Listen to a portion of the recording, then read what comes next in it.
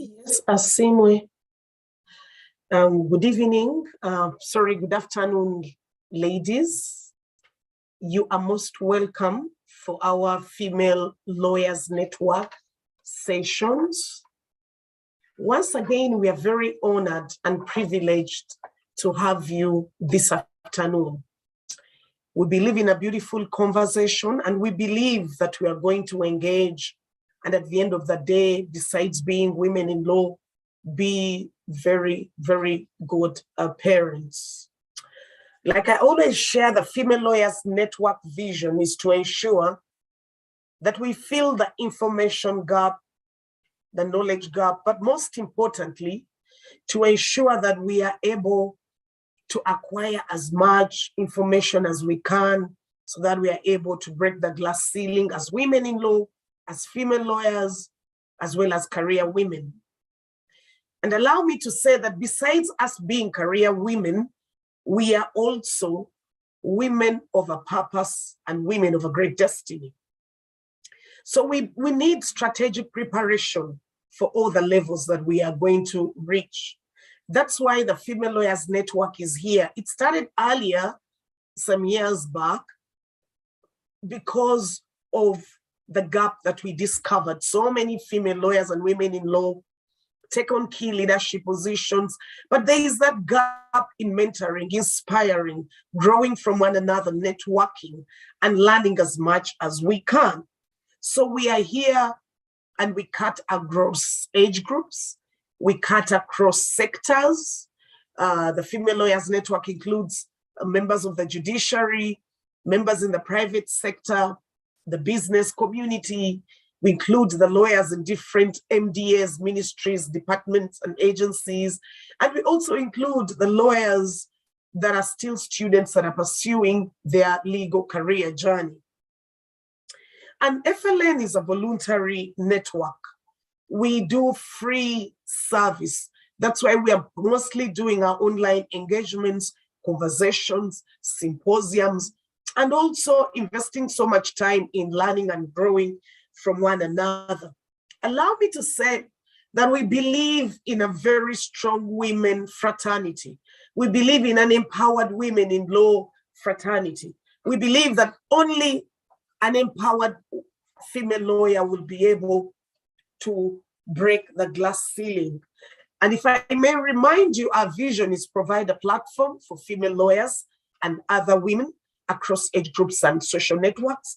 And we believe that at the end of the day, we are going to develop excellent, empowered, knowledgeable, ethical, skilled, and confident female lawyers. Ladies, this afternoon, we are very honored and blessed to have a very, very distinguished speaker.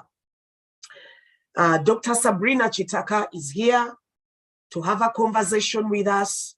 Allow me to go through her bio.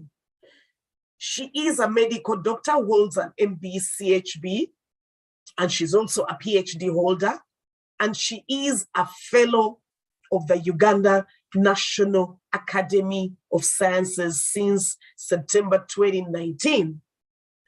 Dr. Sabrina is specialized in pediatrics training, infectious diseases, and adolescent medicine.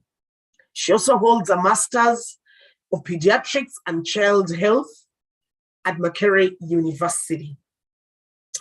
And she has done the fellowship of pediatrics infectious diseases. She's part of the high-level team that manages the research and innovation fund of Makerere University. She has published over 40 peer-reviewed articles and participated in clinical and epidemiological research. Dr. Sabrina is a peer reviewer for the high impact journals. She has contributed to efforts that improve adolescent health care and training, not only in Uganda, in East Africa, and also in Southern Africa. Dr. Sabrina teaches HIV in adolescents in East African Diploma of Tropical Medicine and Hygiene. She has very extensive experience in scholarships, education, and clinical practice. The goal of Dr. Sabrina is to ensure that adolescent children achieve their full potential. She serves on various boards and technical working groups. She has worked in various advocacy platforms, assessments of effects of HPV vaccine on sexuality of Ugandan adolescents.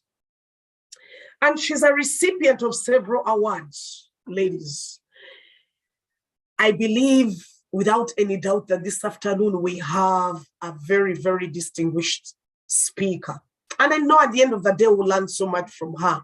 Allow me at this juncture, ladies, to invite Dr. Sabrina to share her presentation with us. Most welcome, Dr. Sabrina.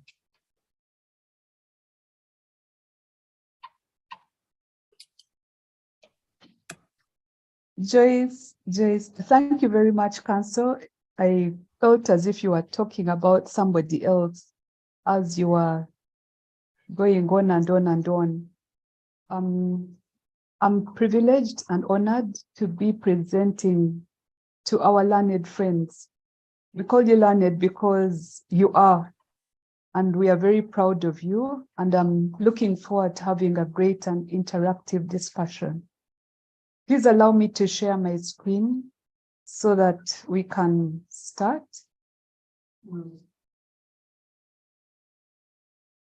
So when Joyce asked me to talk, why?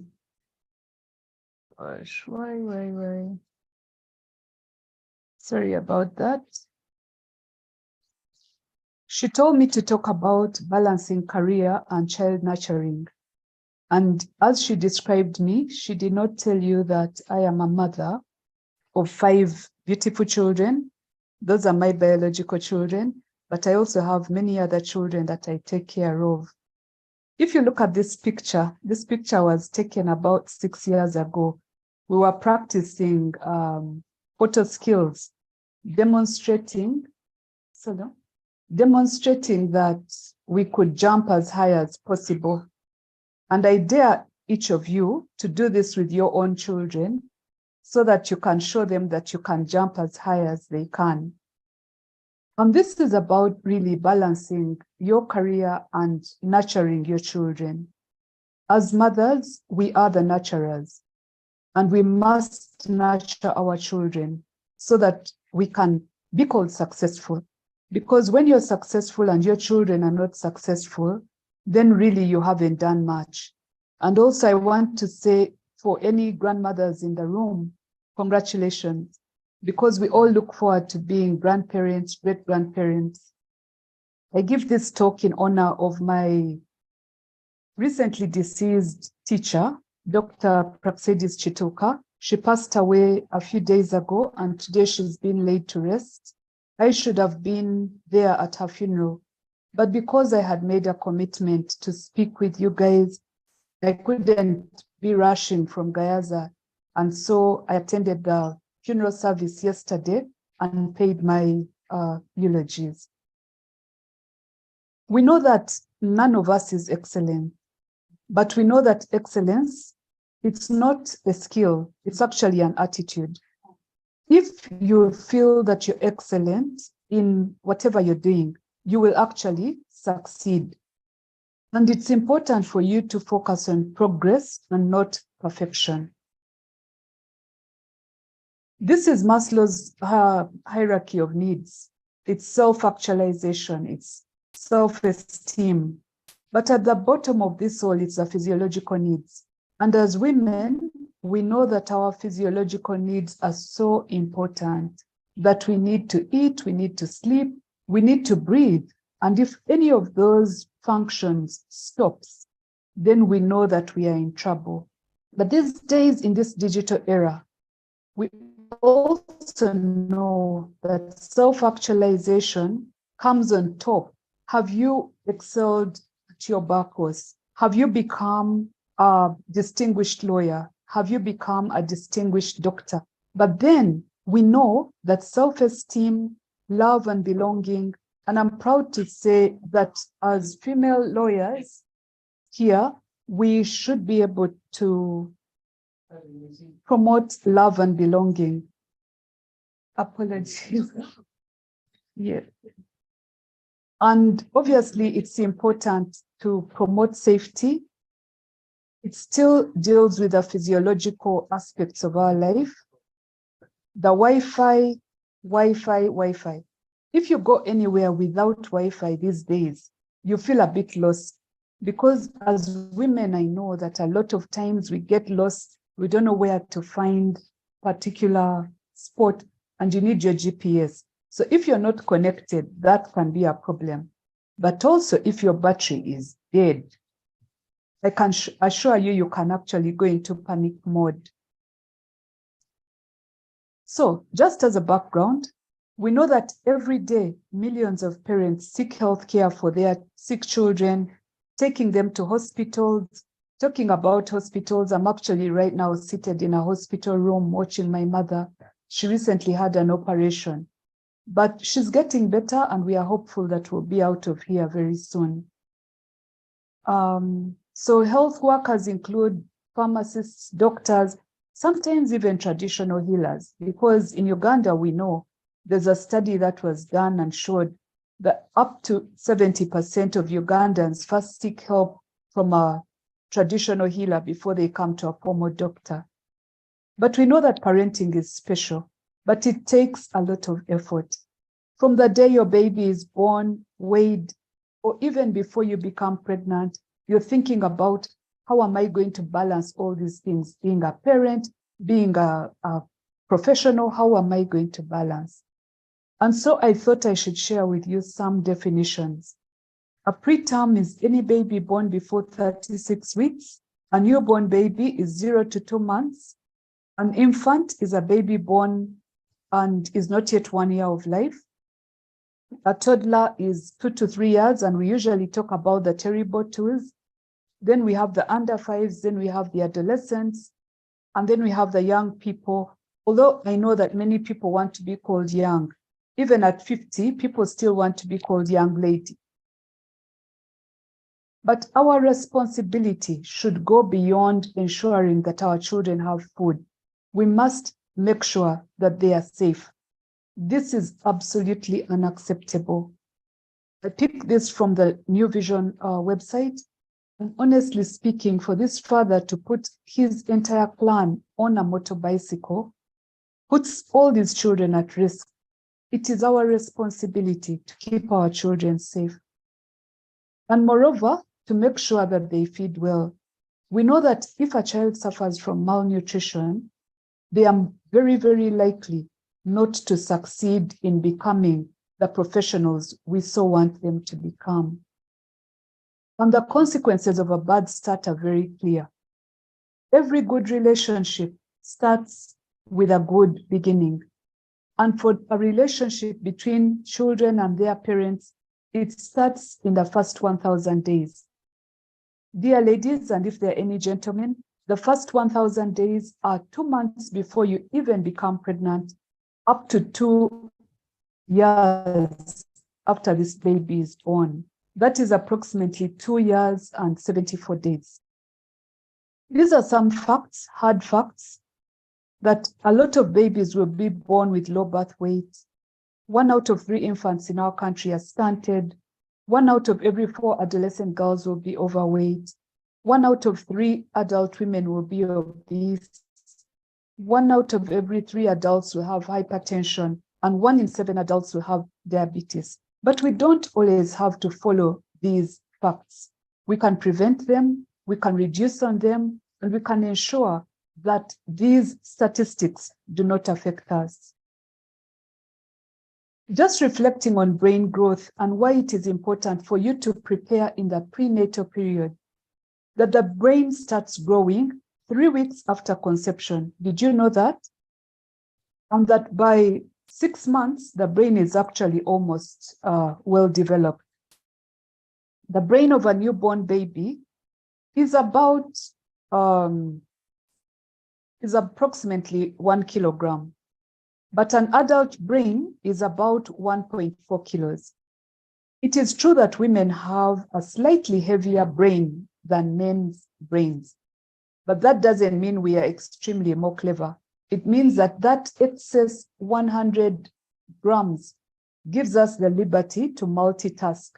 And it is in this multitasking that we should be able to multitask to the benefit of growing our professions, making sure we network, making sure that our children are successful.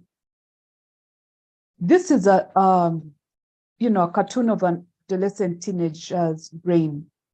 They are usually embarrassed by their parents. They can't remember a lot of things. If you ask a teenager, where are your shoes? They'll probably tell you, I don't know. Why didn't you excel in your physics? I don't know. And so we need to be cautious as we handle this particular age group. Just to summarize what I said, the preconception period is so important. You plan, what sex do I want to have? What is the food I would like to eat? How can I practice my relaxation? How can my husband, partner start to practice his baritone voice so that he can sing to the baby when the baby is in utero and even when the baby grows? So the first 1,000 days are extremely critical. And obviously, as we prepare for nutrition in the preconception period, it's important to feed well and program to prevent obesity. Any deficiencies in a mother can result in prematurity, low birth weight, and even the development of iron deficiency. And we know that all these are so important. So please start from a firm foundation. The closeness of a child and a parent throughout life results from how much the parent connected with their babies right from the beginning. And research has shown that when a father takes a week off when a baby is born, they are likely to have a more closer bondage. During the early period, it's important to find time, change your lifestyle so that you can be there for the child. And good parenting connections and child connections, they don't spring out of nowhere. Just like marriages, you cannot have a good marriage without communication. And if we were not biologically programmed to love our infants as a human race, we would have died out a long time ago. But as children get older, we need to build on that natural bond. Luckily, children automatically love their parents. Well, this is me and my little ones and my nephew on top of a building. We were building. This building is now much taller, but relationships take efforts. If you can climb up to a very tall building and with your children, and they can see that you, mommy, can do it, trust me, they're going to trust you more. Prioritize time with your child. I know that sometimes we are busy, my goodness, did I tell you I have 5 biological children? The oldest of whom is a surgeon, the youngest is a 16-year-old. So what I talk about, I speak with authority as a mom, because if you don't build those relationships without quality, you may not achieve what we are talking about. Prioritizing time is going to require planning. You cannot be going to judge a case, making sure that you've done it correctly, and then you forget about your children, your family. After you've grown up and you're retired, guess what? You're going to go back to your families. And if you've neglected them, then you're going to find trouble integrating yourself into this family. Trust begins in infancy. When your baby learns that she can depend on you to pick them up when they need you, mommy, give me this, mommy, give me that, we learn how to trust throughout. And when we make a promise, please try to fulfill it. You cannot be promising ice cream when there's no ice cream parlor near you. You cannot be promising certain things when in fact you cannot achieve them. Trust does not mean blindly believing what your child or your teenager tells you. It means not giving up on your child. And no matter what they do, keep trusting them.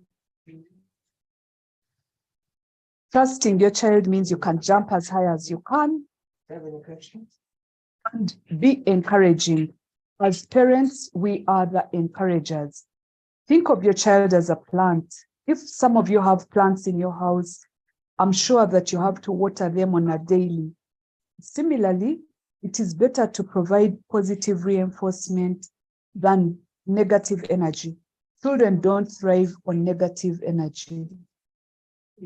Remember, respect has to be mutual. That's pretty obvious, isn't it? But sometimes we forget and we try to be the boss. Children who are treated with respect will automatically trust me, respect other people. They will choose who to respect and their peers will respect them. Communication habits start early, and that whereas it is busy to pay attention when you're preparing dinner, cleaning up, listening to your 3-year-old or your 12-year-old or your 16-year-old, if you miss an opportunity to learn how to listen, you've lost it. Set certain rules, not phones at the dinner table, not talking and still a friend. Let us learn how to communicate. Please excuse me, I'm interrupting a lot of things, but I'll be soon finishing. And please don't take it personally. When your teenager slams the door, for example, or your 10-year-old moves away and says, "Mom, you can't understand me," or your 4-year-old screams at you, "I hate you," don't take it personally. Just love them. Resist the impulse to be punitive. I know that a lot of people here will say, if you spoil the road, you spoil the child. Let us think about hurting. Do not hurt the children. Hurt can be emotional, it can be physical, it can be in many forms. But let us guide our children so that we learn how to live with them. I always feel inspired whenever I do a parent-teachers conference and the teachers give feedback to me about my children. When they tell me my children are respectful, hardworking, they are committed to their work, I feel inspired. And don't let little rifts build up. Little rifts in Luganda are olusidika. You may okusidika until this child is grown up, have had to deal with adults who had little rifts with their parents, never ever wish to go back to their homes. So choose not to withdraw. Everybody makes mistakes. Say sorry, start again, and move on. And reconnect after every separation. And stay available. Stay available at all times. So when we care for these adolescents, it's important for us to appreciate that adolescence is a difficult period. We've all been there. And I know that if I asked each of you to remember what you did during your adolescence, some of you would be shy to say it's the first time you kissed, the first time you had sex, the first time you slammed the door, many things. But we need to learn how to communicate with our teenagers, talk to them about growing up, tell the boys about growing up as well, and learn the different ages. Early adolescence, middle, and late. Each of them comes with their own different things. We used to send children out to the Senga or the paternal aunt, but this is not going to happen soon because sometimes the parents are in a different country, a different state, who knows? We need to teach our children about the physiological things that happen. For example, the menstrual cycle.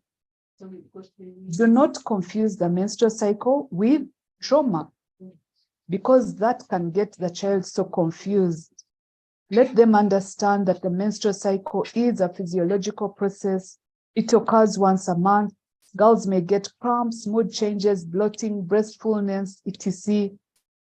And we do have a clinic at Mulago, which is free every Friday, and it's a free clinic.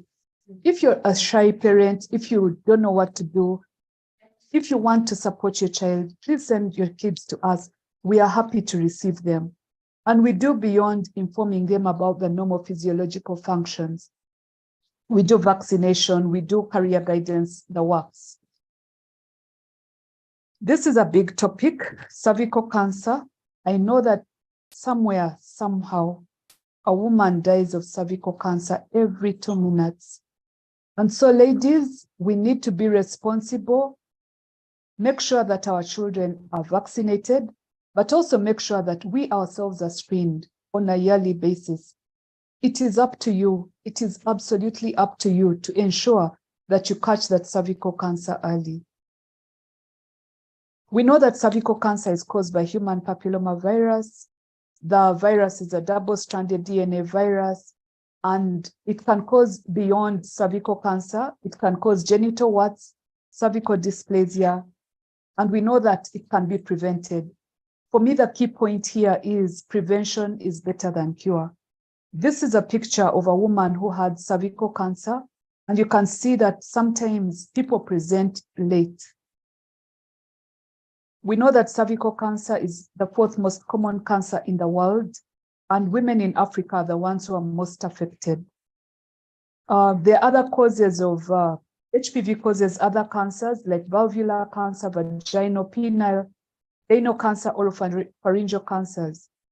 And so it's important for us to make sure that our children, when they turn 10, they get vaccinated. There are things to remember when you're dealing with your own child. One, this is not your childhood. Many of us grew up in the 70s and the 80s. We didn't have mobile phones then. We had, the ringing phones. And you know what? Our friends were real. Here, sometimes the friends are not real. They are Snapchat friends, Instagram friends, my gosh. But you don't always have to be cool. But also try to listen. Perfectionists. Some people are perfectionists and they can cause a lot of stress, but we know that excellence is never an accident, and we should always try to push for excellence. Let us support each other psychologically, physically. Let us learn to tell each other the good things that people are doing. Let us learn to support each other and pull each other up together so that we become the distinguished women that Joyce mentioned earlier as she opened this talk. This is our flyer for the Friday Adolescent Clinic. We do not want our children to become teenage parents. We would like them to wait until the right time before they start mothering and getting confused about nurturing their own children. So some tips: take responsibility for yourself. Admit that you also make mistakes as a parent, as a mother, as a wife. When you learn that you can make mistakes, learn to say sorry. Getting upset and angry does not solve a problem. Learn how to be calm and be resilient. Be resilient because resilience is what is going to support you. You cannot claim to be pushing resilience for other people when you yourself, you have zero resilience, zero calmness. So train yourself so that you can train others. And building personal resilience means being intentional about 1, self-love, 2, getting help, 3, practicing how to be resilient. Learn how to relax. There is no pain and no harm in relaxing. There's no pain in giving yourself a treat, lying in your bathtub and putting out the candles and smelling the good essence, getting yourself a massage, or even going away on a holiday. Time management is of essence. I'm not going to overemphasize this because I'm speaking to learned friends, but whatever you do, plan your time well, prioritize. I have my personal first aid kit and I've shared it since 2017. And the first one is A, ask for what you want. B, be who you say you are. C, care about others. And D, dare to live your dream. I came to this hospital and there was no parking. But I could see that Scary is blocking the parking. So I called him, I greeted him. Hello, officer. I need parking. And he gave me the parking. So I was actually practicing my A, ask for what you want. He gave me the parking. Be polite, be respectful, you'll definitely get what you want.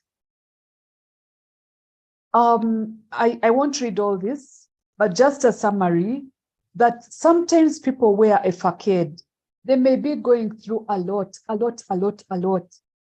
But you fake it until you make it. You can practice a smile, and before you know it, you have the best and most dazzling smile. But practice to be the best. So have personal accountability. There's a management consultant, Todd Herman, who said,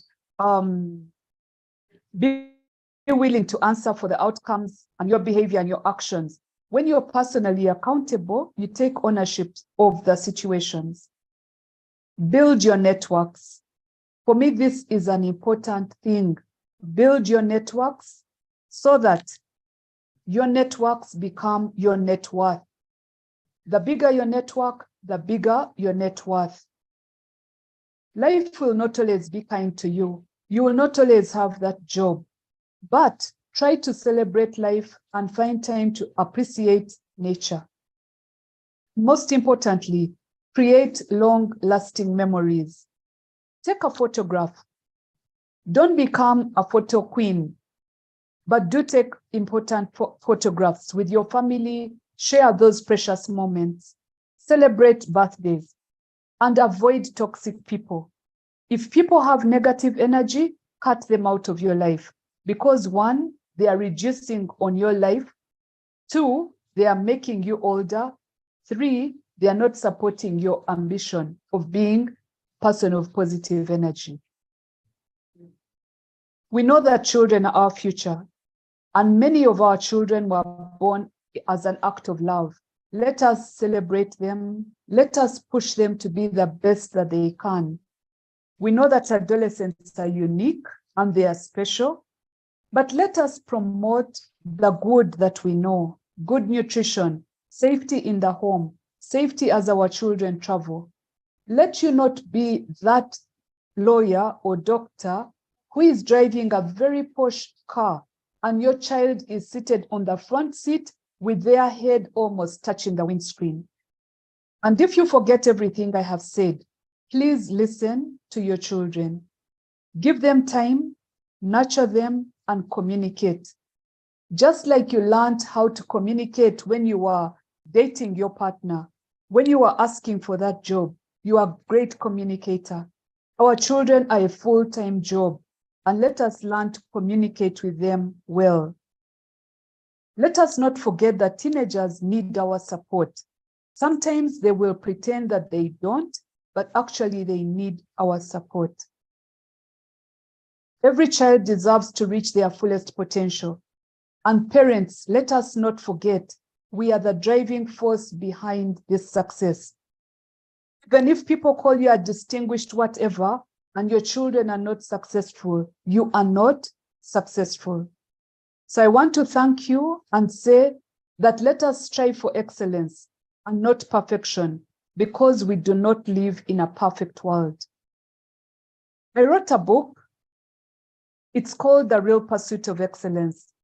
I'm proud to say that this book has been bought, hopefully read, by over 1,400 people. I urge you, if you have a chance, to read this book. And I want to thank you again most sincerely for listening in. Thank you. Over to you, Joyce. Wow, thank you so much, Dr. Sabrina. Thank you indeed. I'm learning so much basically from what you've shared with us. And for those of you who have just joined, I've already given the bio of Dr. Sabrina. That aspect I'd left out was the fact that she's a mother of 5 beautiful children, and she has that vast experience in pediatrics, infectious diseases, and you know, other related areas like child health. But for purposes of today's engagement, there are certain critical aspects that Dr. Sabrina has emphasized. Because today we are having a conversation on how we can balance a career with childbearing, or what we can call child raising. And from basically the presentation she has made, there's that emphasis that children or adolescents are unique and very special. And besides being the women lawyers out there, we need to ensure that they have a lot of safety. They need our support. And I've also appreciated that aspect where you mentioned that we are mothers and we are nurturers. Our success right now as female lawyers is hinged also on the success of our children. Of course, it takes me back to the Luganda proverbs that omwana omubi avumaganya nnyina. So that means that this conversation is timely, it's appropriate, that we need to take off time to parent, raise, and groom the children, because if they succeed, the success will be attributed to us mothers. I've also picked that aspect of excellence is an attitude and not a skill. In other words, as female lawyers need to strive so much to work towards excellence and focus on progress and not perfection as mothers, as nurturers, as the women in law. As we balance that career, we need to remember that, yes, we have the legal career, but we are also called to raise and nurture well-groomed children, and most importantly, the adolescents. Then I also picked that aspect before we dive into the plenary session, the need for us to connect with our children.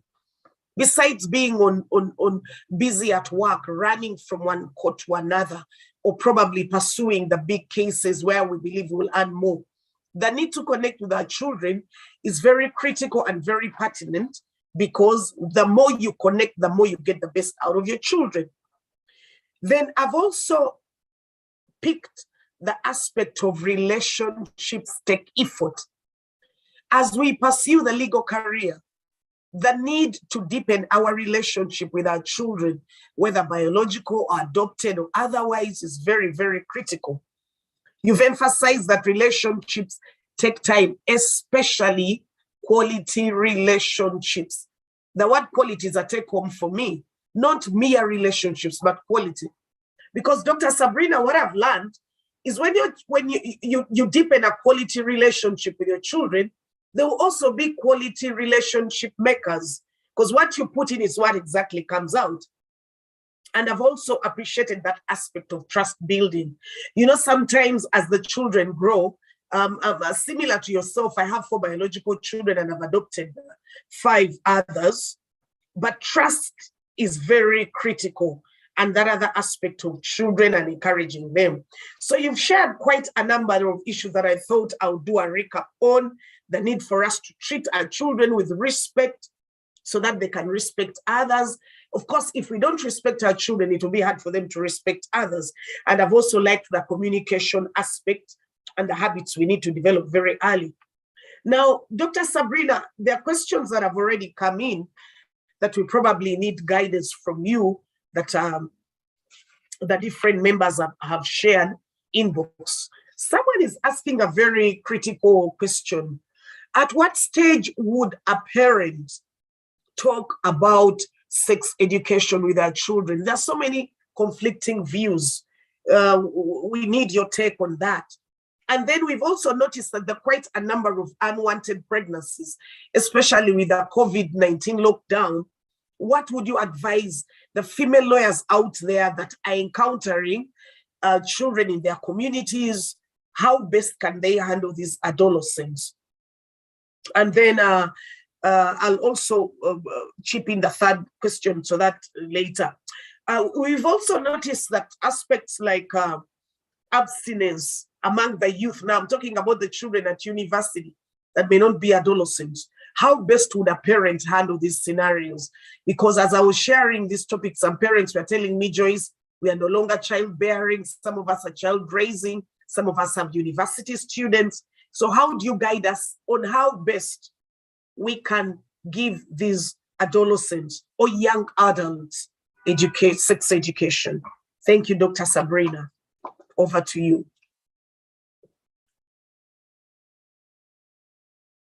That was a great reflection, Joyce, and I truly appreciate it. It really shows that you're a learned friend. How better way for you to put it. Thank you so much. Now, about sex education. Sex education starts from a very early age. From the time your child tells you, Mommy, where do I come from? Mommy, where did I come from? That's around 3 years. They're inquisitive. Do not lie to them. Tell them they came from your womb. Some mothers have told kids lies that, oh, you were bought from the hospital, and the child starts off on a wrong footing of being rejected. Actually, this is not my mom. She bought me from the hospital. But as the child grows, you start to inform them more and more and more. Do not talk about the birds and the bees. I mean, female lawyers, I challenge you to arrest or cause the arrest of the teachers who made 4-year-olds practice pornography. Did you watch that video? Those women need to be accosted and brought to book, because what they did was absolutely unacceptable. Children's brains are pliable, they are still growing, and they don't need to be contaminated with adult sins. And so on a legal or regulatory point of view, we need to protect our children. But we know that they are being bombarded from left, right, and center, from televisions, from photographs in newspapers, from all sorts of places. I once saw a 6-year-old who I was reviewing on the ward. 6-year-old picked up his sister's phone and he was busy watching a pornographic site. This is what the sister had to say. Oh my God, like, to what extent are we going to protect our children? I think that we need to have parenting classes, and protection must be ensured. But how do we talk to our children about safe sex and safe sex for real, preventing them from becoming pregnant? Children learn from their parents. If you role model badly, the children will also follow. If you binge on alcohol, they will also want to binge. If you have endulu at night, they will become inquisitive and want to listen in. Some of them even put chairs up and peep to see what is going on. Not everyone can afford a palace, but we know that wealth and protection go together. That as children live in more secluded environments, you have to balance the act. They may be in a self-contained room, very far away from their parents. They are not learning practical sessions at night, but they may be learning practical sessions on the phone. So just like we tell our children not to drink alcohol before the age of 21, we should also let them know the consequences of partaking of adult activities and the consequences thereof. Children are not stupid, they understand. But if you tell them politely, carefully the consequences, give examples of, you know what, I met a child who was pregnant and she had torn her uterus, she had a fistula. Those are some of the dangers. I believe they will understand. They've seen on television 10-year-olds becoming pregnant and their education is kaput. Do they want to be in the same situation? No. You can guide them through a safari of life. And what is their safari of life going to be like? They want to grow up and become pilots, they want to become judges, but how do they get there? How can you show them or guide them to get to that point without causing accidents along the way? Many parents get anxious about their children not relating at the university. I want us to understand there is no emergency in starting relationship at the university. Give them opportunities to go and become Rotaractors. Give them an opportunity to go and sing in the choir at the church. With time, they will get into those relationships and you will be happy that they waited. This is a conversation that I'm not going to be the only one discussing. I know that there are people out there also have answers, and we should all be speaking in one voice, with a voice that says, let us support our children to reach their end of their safari without many accidents. Thank you.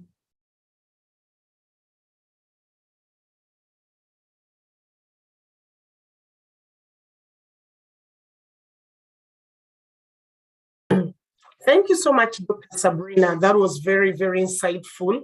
I think my take home from that response is the need to be very honest and candid with our adolescents and children on issues of sexual, reproductive health. And also, I just wanted to notify you, someone has sent a message in the chat room that a parent complained to the ministry over the teachers that were exposing the children to pornography. So the matter is probably being handled. The other take home is the need for us to be real role models for the children. And I've also, liked that tagline that wealth and protection of the children go hand in hand. You cannot say that I'm so wealthy, I have a swimming pool at home, but when you're not protecting your children. And this reminds me of a conversation I one time encountered where they say that sometimes us mothers lead some of our young adult, male sons into, arousal, etc. by, probably casually dressing before their faces, leaving part of our bodies exposed to them. So sometimes we don't act as real, role models. So as you are speaking, it crossed my mind. And the other line that I've also appreciated, the fact that we need not to mount pressure on the children, especially the young adults at university. Now, Doctor, someone was asking a question that how do we handle the adolescents that have insecurities, okay, that they're not sure of who they really are? And then the other question was also linked to that, is saying, how do we help the children or adolescents with mental health wellness? Because in the recent years, especially during the COVID-19 pandemic, lockdowns, there are quite a number of adolescents that went through, mental breakdowns, and others being, victims of suicide. So probably you can give us your take on that. And then the other aspect was, how do we blend the generational wisdom? Sometimes I even talk to my children and they tell me, Mommy, those are things of the olden days. Mommy, this is a new era, this is our age. What you're saying is for Jaja and the rest. So, how do we blend the generational wisdom of the earlier generations with the current generation, which is tech savvy, which believes they know more than we know? So maybe you can help us, share your perspective on those three aspects. Thank you, Doctor. Thank you again. And wow, those are very good questions. I think I'll start with the one where we were, talking about the generational gap. You don't want to be as cool as your kids. You cannot keep up with every single app, Snapchat, Instagram, TikTok, my goodness, but try. Do not rubbish them and say, I won't learn. This is the digital era, and be smart and try to learn those things. I'll tell you personally, I have been streaking with three of my children for the longest time possible on Snapchat. And when you kill the streaks, they'll come and tell you, Mommy, you killed the streaks. But my husband does not streak. He doesn't even have Snapchat. They put it on his phone. He ignored it. Each parent is different. If you're the parent who wants to be involved, engaged, and my goodness, do it. But whatever you do, your level of engagement should be of quality. I think I may have forgotten the other questions, Joyce.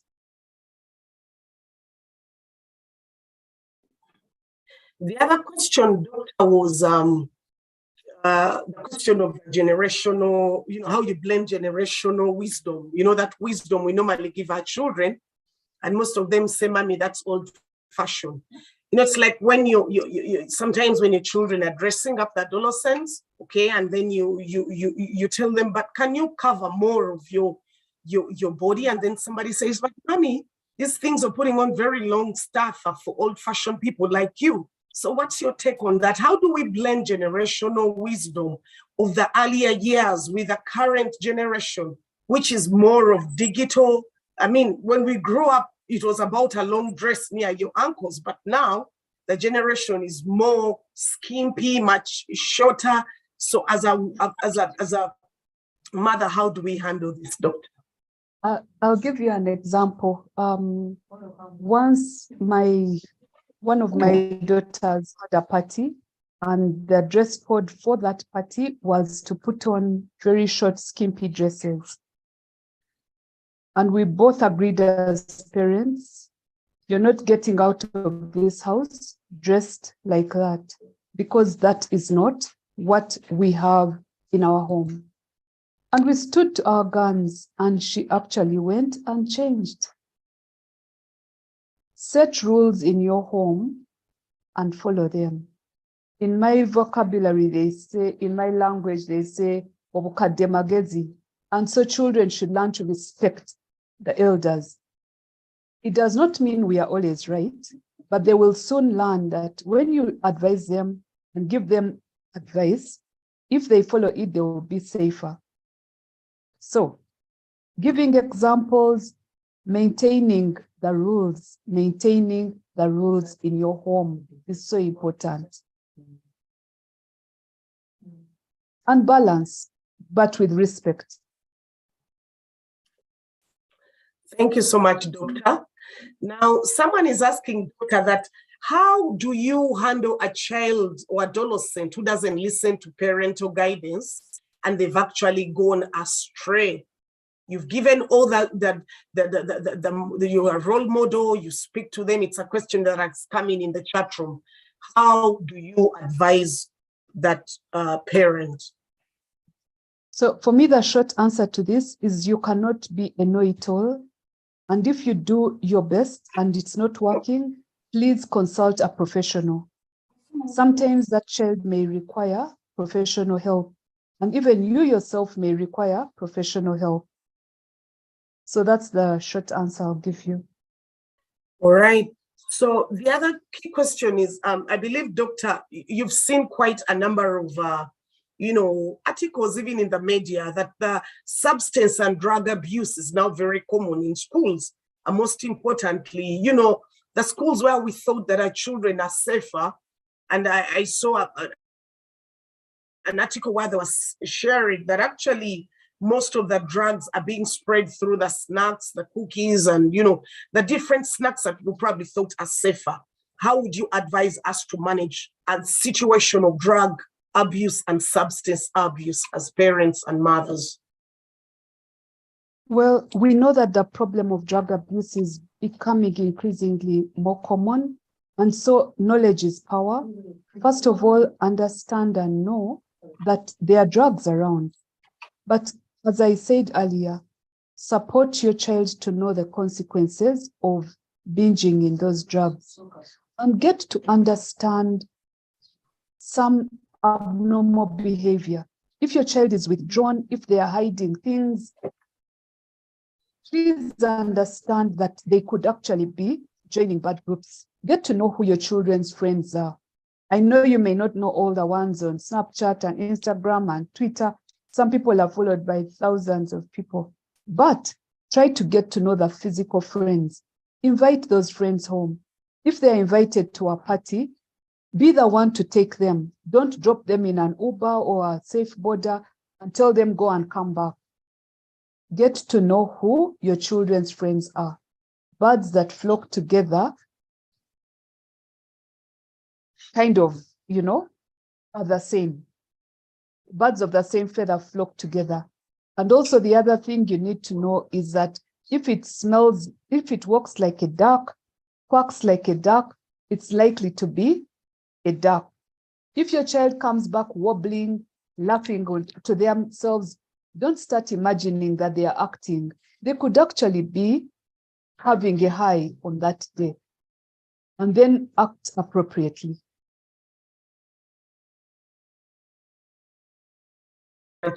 Thank you so much, Doctor. That is very important for us. But I think what I've picked is that on that note, I wanted to say that mental health is becoming an increasingly important non-communicable disease. And the Research and Innovation Fund actually gave us a grant to work with some schools within Kampala and Wakiso area to, one, identify the mental health problems, but also to teach the teachers. So if anybody has inroads of how we can get to some of these schools, please reach out to me privately so that we can support some of the schools. We are going to be working with a psychiatrist, communication expert, so that we raise awareness. Like I said before, knowledge is power. If our children know that cigarettes can be folded into fancy, or cookies can become drugs actually, then they will know what to do. Thank you so much, Dr. Sabrina. We have two participants that have raised their hands. Angelina, can you unmute and ask your question? There's also someone else before I share the other questions that came in through the email. Yes, Angelina, unmute, please.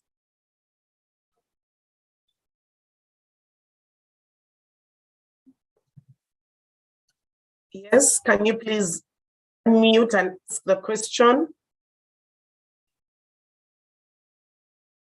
Well, in the meantime, Doctor, there is a question in the chat room that what would mothers do to teenage boys going through adolescence, yet the fathers cannot support them? The other question, which has also come in, is about HPV vaccine for teenage girls. And the question is, can someone who is outside the teenage age bracket, to be precise, 27 years, and does not engage in sexual act, still get the same? Doctor, you can address those as we are trying to. Okay. Just know that people are failing to unmute themselves. That's what they've said.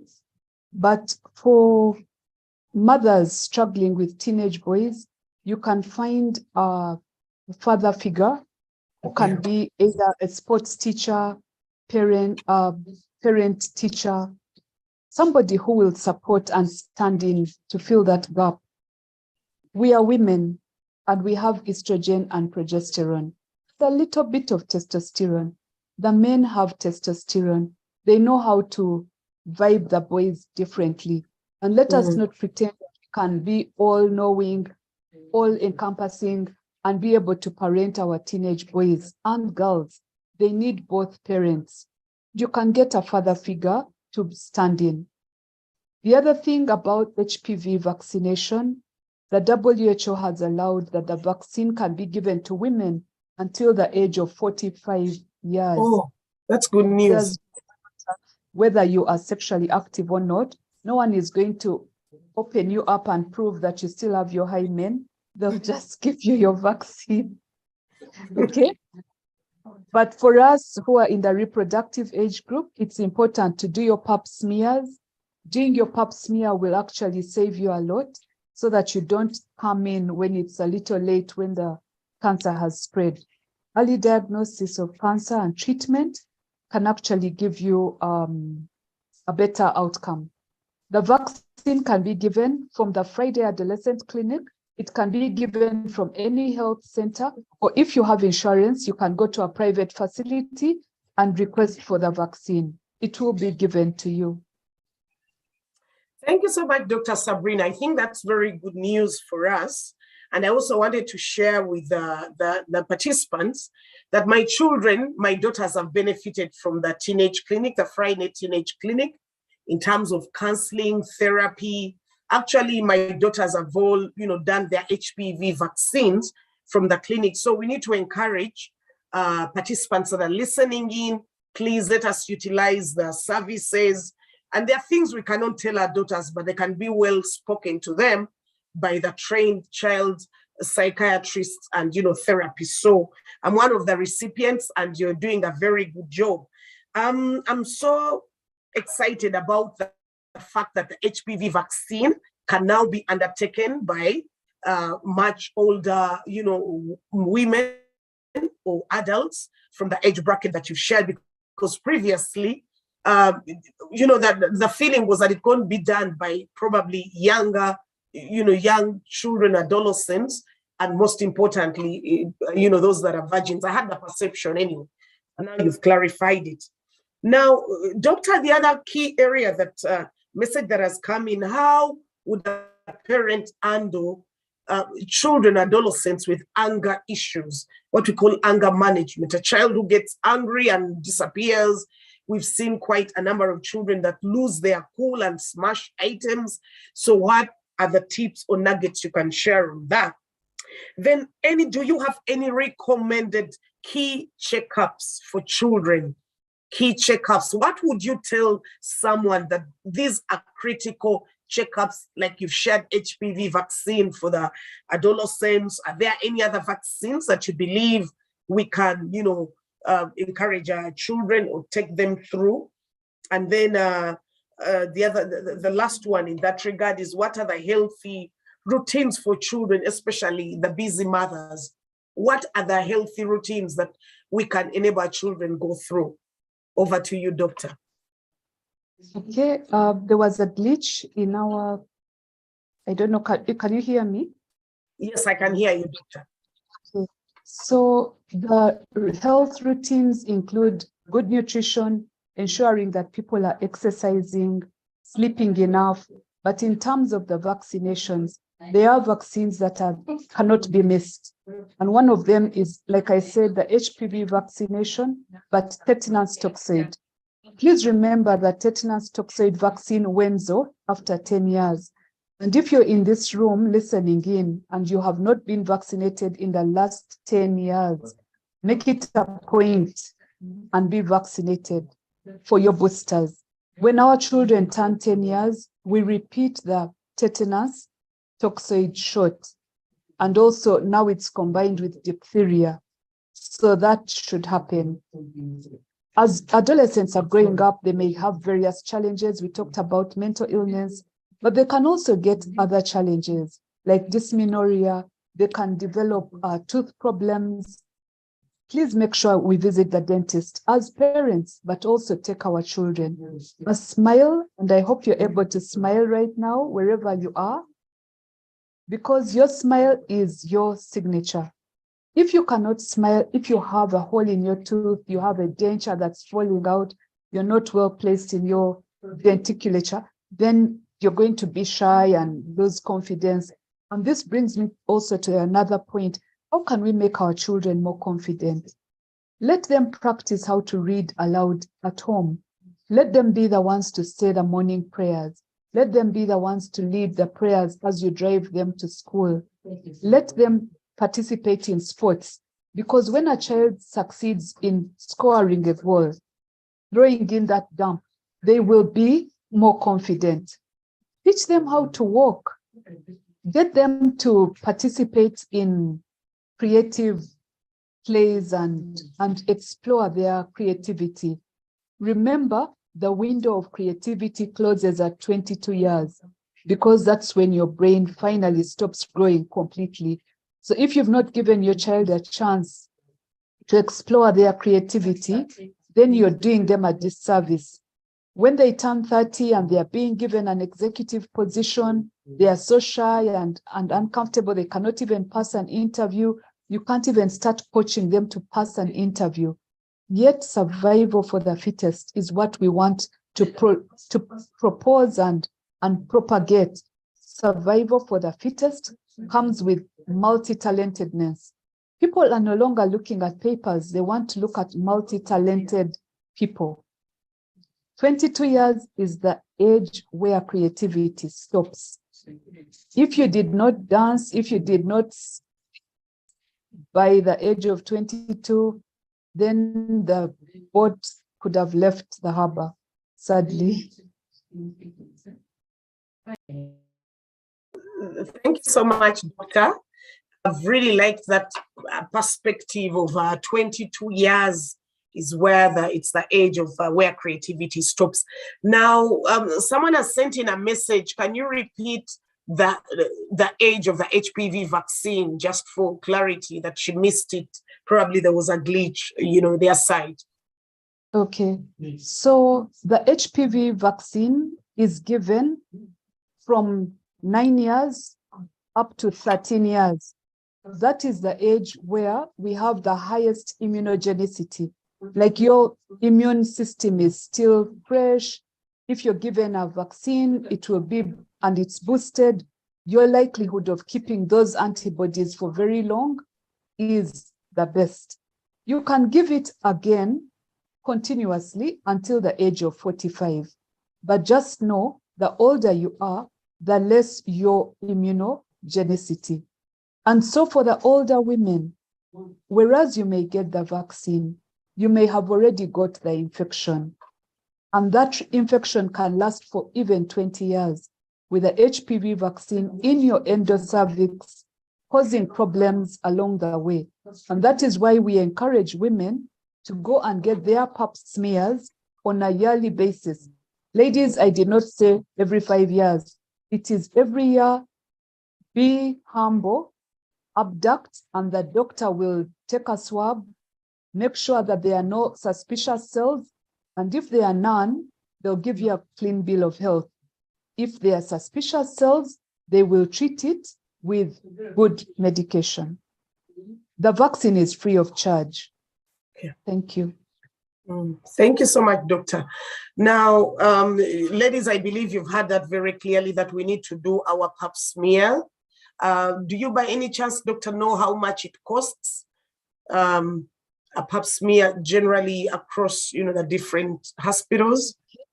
So I do know that at the Cancer Institute, the pap smear will be free. The Baylor Uganda Clinic, at the Reproductive Health Division, it will be free. But in the private practice, they'll charge you.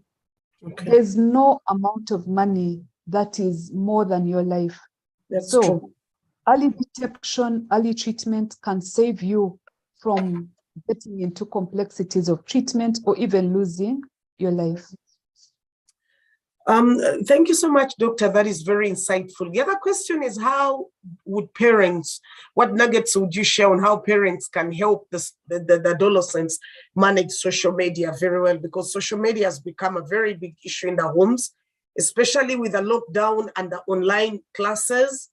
Even the parents that were not buying, smartphones for the children, they, were left with no option but to buy the children, gadgets. So they are predisposed to both good content and the nasty content on social media. Are there any key nuggets of wisdom you can share with us to enable us, manage better with the children? So I want to say that wagging a finger like this has never solved a problem, but communicating with your child and letting them understand the consequences is what is going to support them manage their social media. There's a syndrome called FOMO, which is the fear of missing out. They fear to miss out on Instagram. They fear to miss out on Snap. They fear to let people, they want people to constantly be engaged.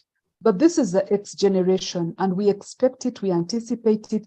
These are millennials. They are instantaneous. They participate, and in 30 seconds, it's gone. So we'll have to learn to live with them, but also learn to be their friends on those apps. Because if you see what your child has posted on Instagram, that is a digital footprint. If they leave it there and 10 years from now, they're asking for a job, and some HR companies are now checking your digital footprint. What did you post when you were 18 is likely to be how you're going to behave, even when you're a CEO at 32. So caution them that some of those things can be removed, deleted, and improve on your digital presence to be respectful, celebrated, Be the person you want to be.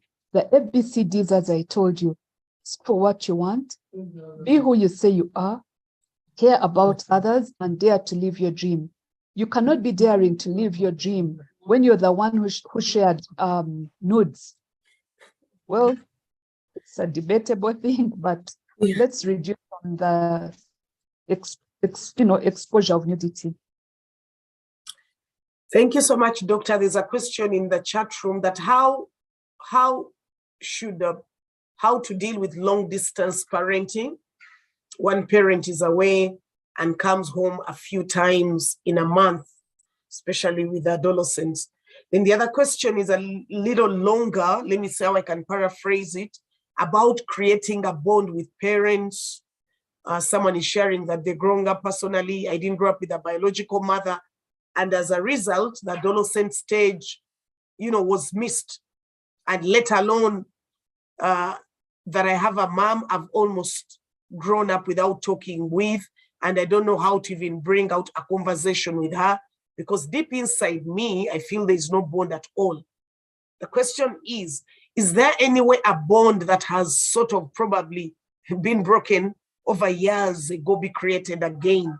If yes, and how? Thank you for the question, members. So for the person who asked about long distance parenting, there's now FaceTime. You can do a Zoom meeting with your kids, but make it a quality meeting. Don't have to set up a Zoom meeting or FaceTime and you're literally yelling at the poor kid. Let it be quality. You can set up dinner together on Zoom. I've seen it happen. Let them have their dinner here and their dinner there, and you're even cheering. It's very possible. Things have changed, but make it quality. Make it constant and continuous. Communication is key. If your child does not call you, what stops you from picking up a phone and calling them?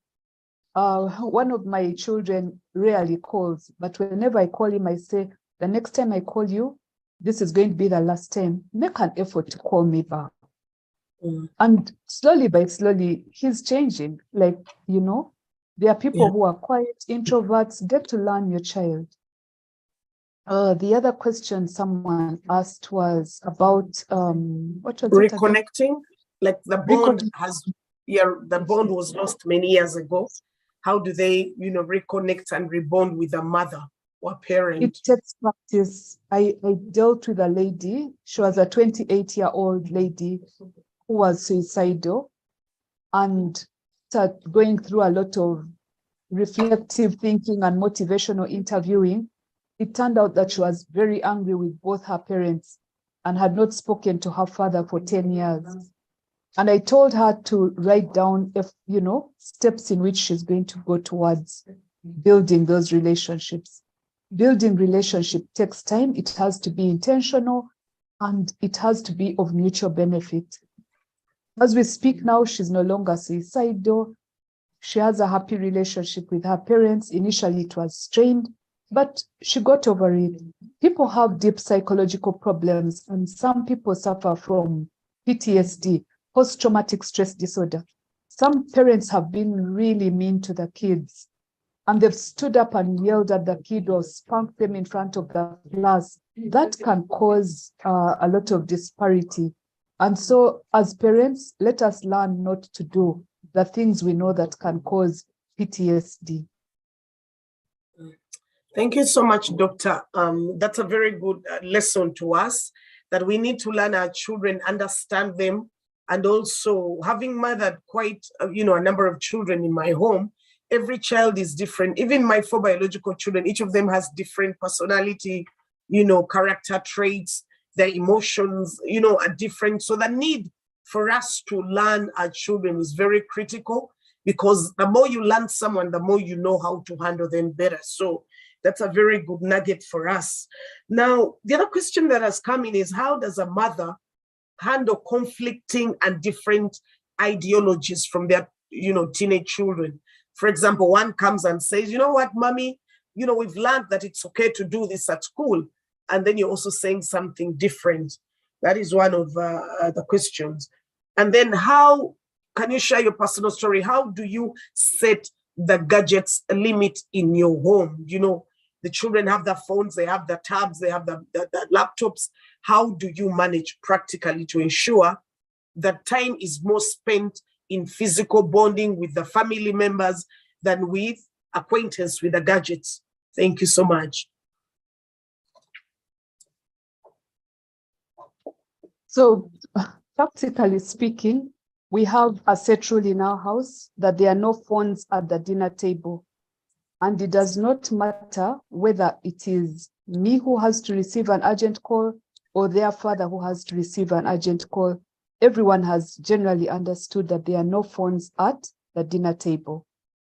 That dinner table, we choose to have a real conversation because the phones are far away. And the children also know that we demand results. You use your phone, but show me your assignment is done. And at the end of the day, it is their responsibility to complete those assignments. It's not my responsibility. And so if we train our children to be time-oriented, to be goal-centered, they will learn to achieve those goals and targets. Each family has their rules. I once talked to a lady who said at 8 p.m. in her house, she puts all the phones in the basket. She went on to say that she further tells them to remove the password locks and she scrolls the phones. And I told her, Madam, you are interfering with people's confidentiality. Would you give your child the phone, your phone, to scroll it? So in summary, let us be respectful, have a non-judgmental attitude, and learn that our children too want to be the best, put their best foot forward. If we trust them, they will also trust us. But do have your own rules in each home. There are people who will say no phones until you're at the university. That is absolutely up to you. Those are your rules. If they work for you, voila, go ahead. Thank you. I think what I've picked from you that is very, very important is the need for each family to create the rules and the guidelines, but mindful of, you know, a brighter future for your child.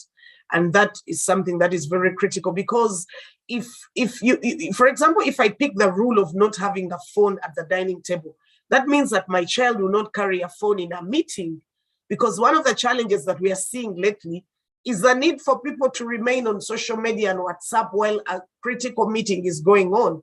So some of the disciplines you're talking about will outlive our children because they'll be able to pass on the same to the future generation. So that's a very good nugget for us.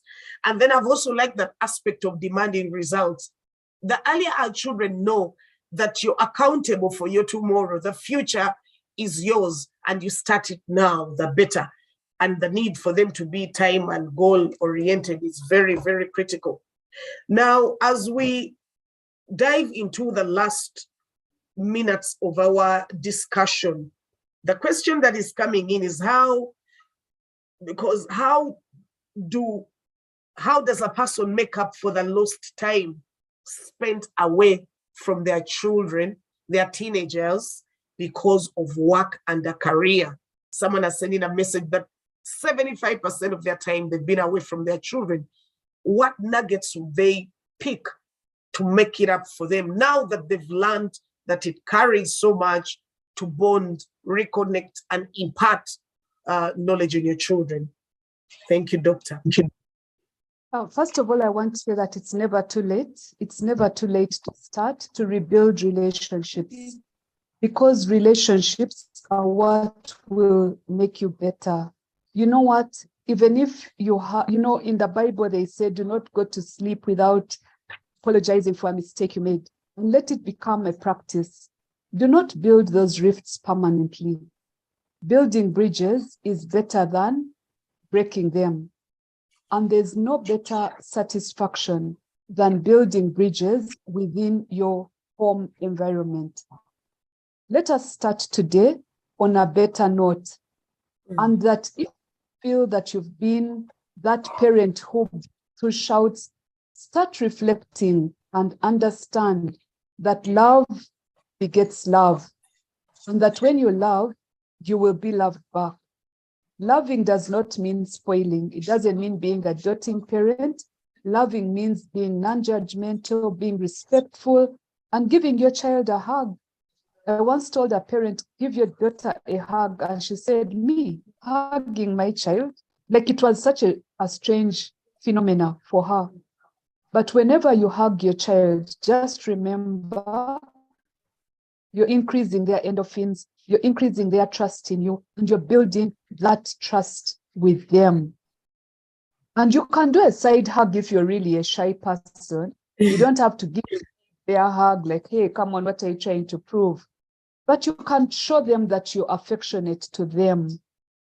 You can go away on a holiday. You can go away on a drive, do activities together.